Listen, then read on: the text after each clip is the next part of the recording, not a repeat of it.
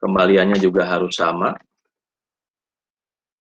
Kemudian dia juga harus hitung keliling ya, yang juga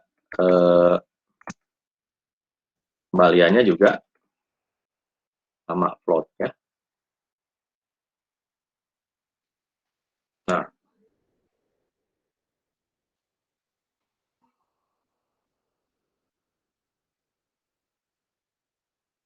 Nah, situ ya. Enggak ini ya.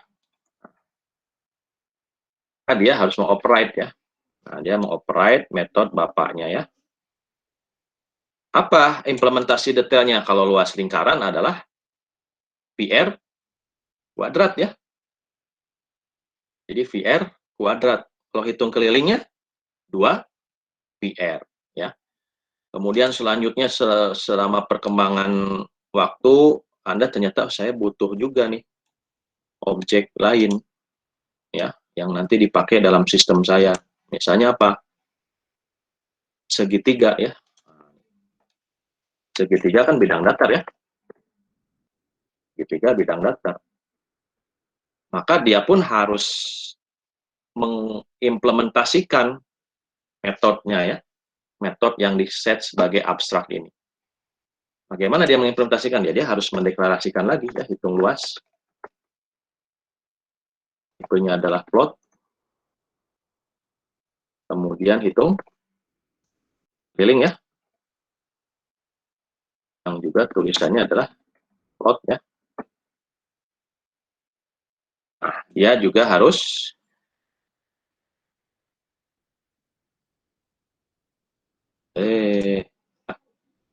aja ya.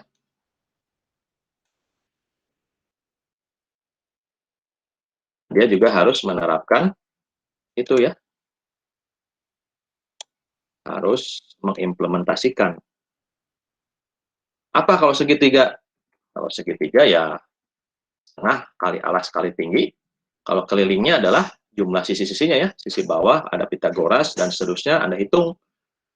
Jadi meskipun sama metodenya tapi algoritmanya beda-beda. Nah, inilah disebut dengan abstrak kelas ya. Jadi kalau Anda masih punya sesuatu yang abstrak, belum tahu detailnya seperti apa, lebih baik deklarasikan sebagai kelas abstrak ya. Nah, gitu ya. Tarik gitu ya. Nah, inilah konsep kelas abstrak ya. Kita tulis ya di sini perkuliahan kelas 02 pertemuan 6 ya, 6 step 1. Ya, ini fungsi kelas abstrak. Nah, sekarang gimana kasusnya kalau di coding kita yang kasusnya adalah penjualan barang ya. Nah, nanti saya stop presenting dulu, kemudian kita coba tambahkan lagi screen tadi ya. Nah ya, Anda sudah bisa lihat ya.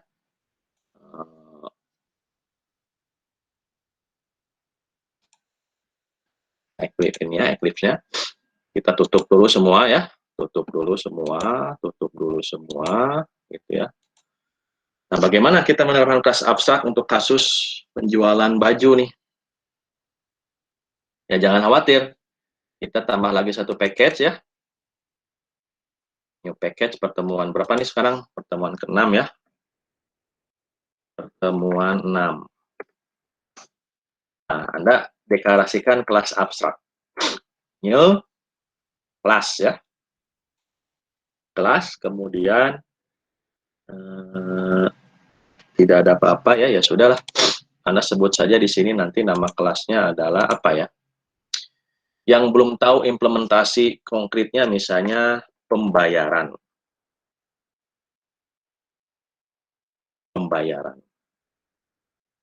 Nah, klik abstrak sini. Klik abstrak, kemudian finish. Ini kemudian ada tulisan abstrak. Jadi artinya bahwa pembayaran ini tipe kelasnya abstrak dan ada metode yang implementasinya belum diketahui atau belum jelas. Nanti mungkin pengembangan di waktu yang berjalan baru ketahuan. Contohnya apa ya? Contohnya yang paling kita belum tahu algoritmanya misalnya adalah ketika awal-awal proyek ya. Misalnya bagaimana prosedur pembayaran tunai. Nah, misalnya ya. Kita nggak tahu. Kalau kita belum tahu nih algoritmanya pembayaran tunai, nanti bisa jadi misalnya perusahaan beda dengan perseorangan ya kalau membayar tunai. Kalau perusahaan mungkin harus pakai RTGS misalnya ya, karena bisa belinya bisa ratusan juta ya. Nggak mungkin ya ratusan juta pakai uang tunai dikirim ya, pakai tas ya, pakai RTGS ya. RTGS itu ya pembayaran yang kalau di atas 20 juta misalnya ya, pakai RTGS atau pakai clearing. Nah, ini kita nggak tahu nih pembayaran tunai. Tapi untuk personal ya pembayaran tunai bisa lewat transfer ya, bisa lewat dompet ya, kalau dompetnya masih terisi uang ya. Dompet kalau misalnya Anda ke Bukalapak kan suka ada dompet ya, ada deposit dulu di situ ya. Nah, bisa seperti itu. Nah, kalau belum tahu nih algoritmanya ya sudah Anda sebaiknya ini juga di-set sebagai abstrak ya. Nah, ciri-ciri abstrak tidak ada kurung kurawal buka, tidak ada kurung kurawal tutup ya. Ini error. Kalau kurung kurawal buka dan kurung kurawal tutup itu dianggap metodenya sudah diimplementasikan, sudah konkret ya, belum tidak abstrak lagi. Kalau ciri-cirinya abstrak, dia harus titik koma langsung. Arti ini abstrak ya. Kemudian non tunainya gimana nih kalau kredit? Nah, saya nggak tahu. Misalnya kalau perusahaan besar bayar non tunai gimana? Kita belum tahu nih algoritmanya, ya sudah dibikin abstrak dulu ya, dibikin abstrak dulu ya. Jadi ini tulisannya abstrak. Boleh nggak ada metode yang konkret? Boleh. Anda tulis aja di sini misalnya tanggal gitu ya, poin set info pembayaran ya. Misalnya ada set info pembayaran, tipenya misalnya string di sini ya, info ya. Atau mungkin nama pembayaran lah, apa ya gitu ya. Atau kode pembayaran lah ya. Misalnya set kode pembayaran, ya string kode lah ya. Boleh Anda menerapkan di sini.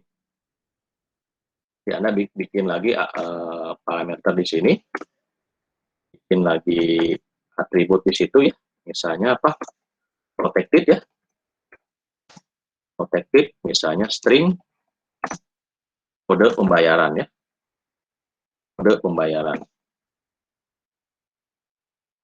Kemudian ada tanggal juga ya. Anda bisa ngeset kode pembayaran. Kemudian ada misalnya tanggal gitu ya.